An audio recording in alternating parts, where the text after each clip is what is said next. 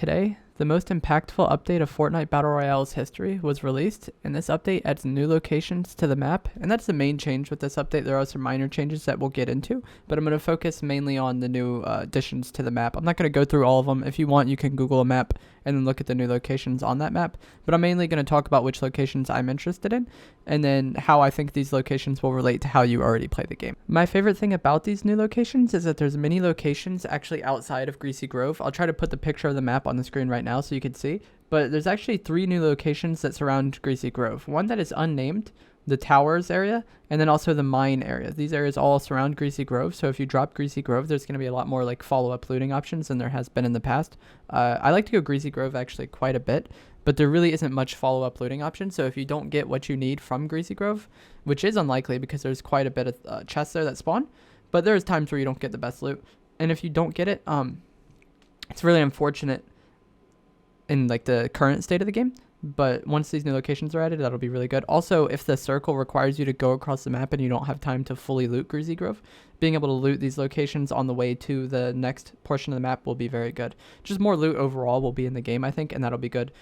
When you're killing people outside of Greasy Grove, typically they don't really have much loot because they just hit like 1 or 2 houses, but now hopefully these people maybe hit the mines or hit the towers or hit this other spot that is not named currently, and then they'll actually have a decent amount of loot so you can actually get something for killing these players, because like I said right now, it's basically Greasy Grove is your looting option, and if you get either a really unlucky spawn and there's not much loot there, or if you get a really like unlucky circle and you have to leave early, there's really not much you can do about it and you're going to be kind of screwed. So I'm really happy with these areas being actually outside of Greasy Grove, because Greasy Grove is a spot I actually like dropping at.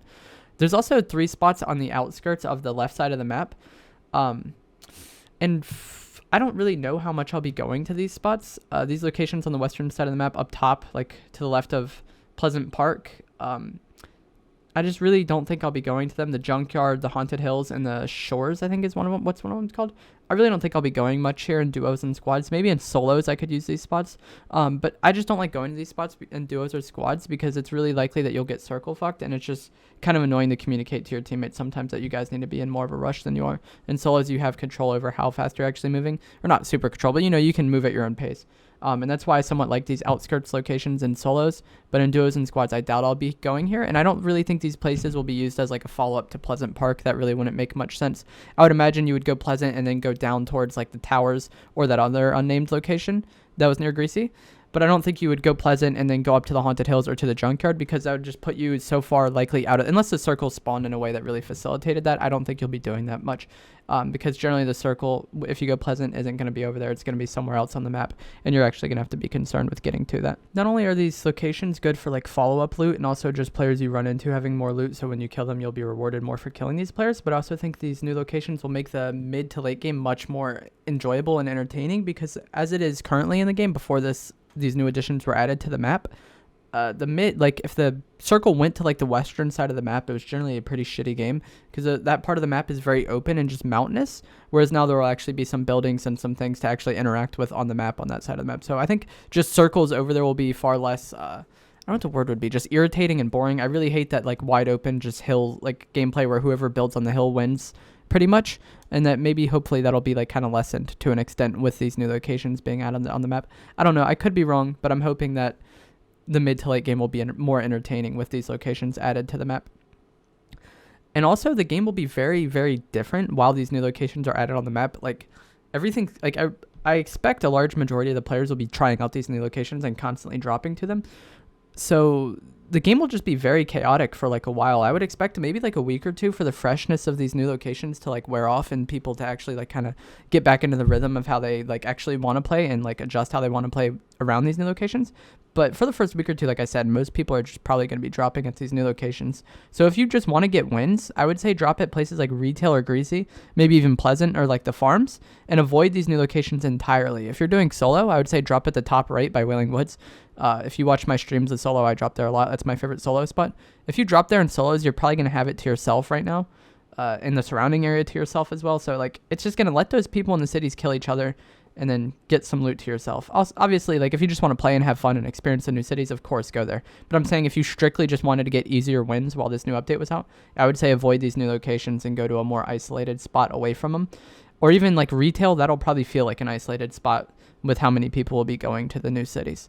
That's just my like thoughts on it. That I could be entirely wrong on that, but I expect a lot of people to be dropping in these new cities. So that's it for the new locations. Like I said, I wasn't going to go into all of them. I just wanted to give my like broad thoughts about these new cities. I'm going to play more with these. I'm going to play more like when the update comes out. I play all the time anyways. But once like I have more experience playing on this update, I'll make another videos about what I think of these new cities. That's just my overall thoughts at the moment. There were also minor changes made to the scoped AR in this update. The scoped AR will no longer drop in supply drops, which I think is very good overall. I don't rate this weapon highly in like the current version of the game whatsoever, and it's always disappointing to get out of a supply drop, especially in a game mode like squads where you often have to fight over the supply drop in the first place, and then to get something like a scoped AR is just a massive disappointment.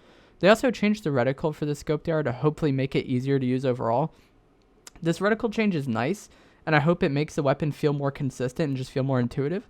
But I still don't think I will enjoy using the scoped AR much at all. I think that they should increase its headshot multiplier maybe to make it feel like more of like a precision weapon that rewards headshots. In its current state, it's way too weak and ineffective because almost everyone has shields in the first place. So like it's going to take, I think like the blue one does like 23 damage and like 56 head. So most people are going to have shields. So what is that, like 8 body shots or like 7 or 8 body shots you're going to have to hit to down someone? Quick math might be wrong. I don't know. It might be like 6, 7 or 8 body shots that you're going to have to shoot at someone to down them. That's way too much in the current state of the game with shields, and because of everyone is spam building now, people have kind of grown as players, and everyone spam builds as soon as they start getting shot, and this weapon has low ammo count. So people are building walls constantly when you're shooting at them. Good luck landing 6 body shots. When I'm using this weapon, I find I'm rarely able to get kills with it, or if I'm playing against it, I rarely find that the enemy is actually a problem.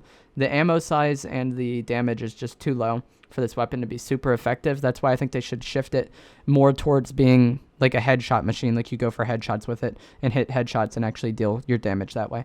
I don't know, that's just my thoughts on this weapon. Maybe they could increase the headshot multiplier and then maybe increase the spread or something like that to stop it from getting out of hand. I'm not really sure, but I don't think just making the reticle better will magically make this weapon a good weapon with how weak it is, how prevalent shields are, and how often people spam build when they're shot.